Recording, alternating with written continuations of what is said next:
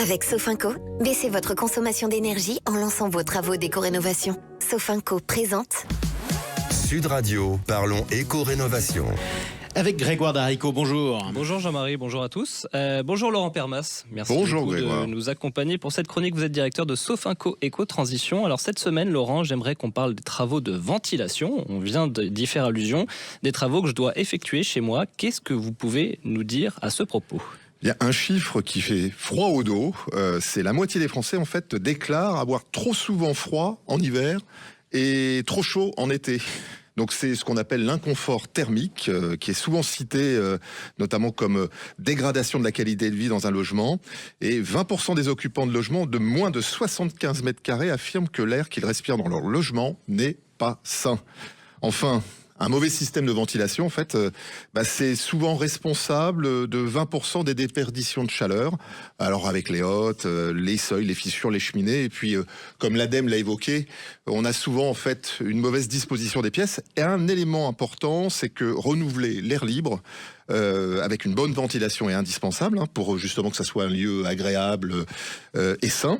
Et puis la ventilation permet aussi de diminuer le taux d'humidité qu'on a évoqué tout à l'heure, qui justement donne cette impression d'avoir toujours froid. Le dernier point important, c'est un sujet de santé publique. Pourquoi ? Parce que c'est un principe très clair. L'air chaud monte, l'air froid Descend. chasse l'air chaud. Le problème, c'est que si vous n'avez pas de ventilation, eh bien, on a ce qu'on appelle de l'air vicié. Et l'air vicié, en fait, il est plus lourd, il est plus stagnant et il a plus 5% de CO2, c'est notamment les dioxydes de carbone. Et vous savez que ça peut justement favoriser les maladies cardiovasculaires.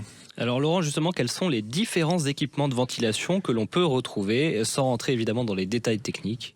Alors, il y en a trois. Donc, vous avez la ventilation naturelle. C'est l'air extérieur qui balaye et traverse les pièces principales et ressort par le conduit des bouches d'extraction des pièces, avec toujours cette petite technique pour savoir avec le papier toilette si ça fonctionne. Donc, c'est dans les cuisines, les WC, les buanderies, les salles de bain.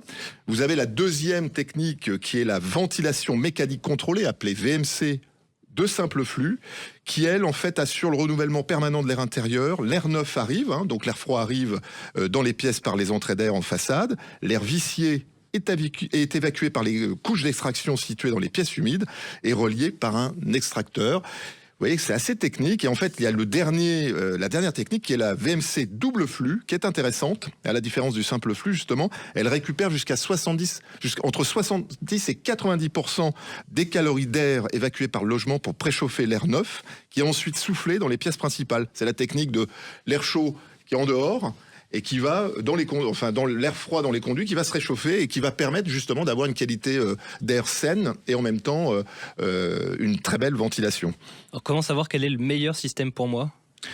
En fait, ça dépend. Alors, je vais vous faire une réponse de Normand, mais ça dépend de vos besoins. Ça dépend surtout de la surface de mètres carrés et de l'installation de votre logement, et puis de votre budget aussi, puisque c'est entre 400 et 1700 euros pour une VMC simple, qu'elle soit autogérable, et puis un peu plus cher pour une VMC double flux, mais qui est quand même assez intéressante, entre 3500 et 5500. Et il existe des aides ? Bien sûr, toujours. On a la chance en France d'avoir des aides.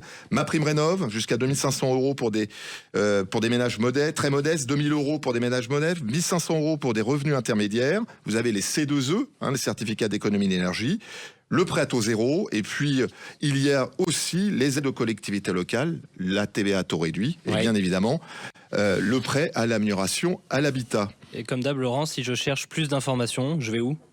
Vous allez sur le site de France Rénov', c'est un site public, et puis téléphonez au 0808 800 700. Et voilà Merci, qui est Laurent. noté. Merci beaucoup Laurent Permas. Merci à vous Grégoire Darico. Restez dans les parages. Tiens. Sud Radio, parlons éco-rénovation. avec Sofinco. Lancez vos travaux d'éco-rénovation pour baisser votre consommation d'énergie. Parce qu'il